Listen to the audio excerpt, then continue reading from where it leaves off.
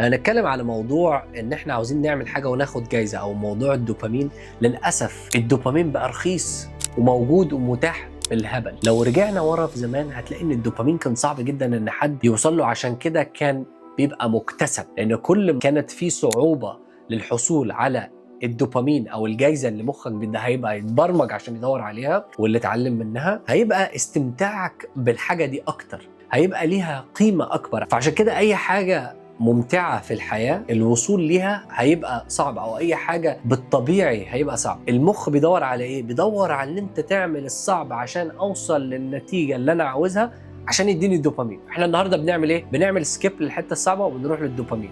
بتفتح اونلاين تتفرج على مواقع اباحيه، دوبامين. بتبص على اكله رخيصه طعمها حلو تاكلها، دوبامين. تبص على فيديوهات بتضحك كتير. طبعا على فكره انا بقعد اتفرج على حاجات دي، ده طبيعي، بس ما يبقاش ده رتمك، ما يبقاش دي برمجه المخ. فيديوهين ثلاثه خلاص قلبنا. حتى وان كانت لازم تمسك نفسك، تعرف انت تخطيت ده.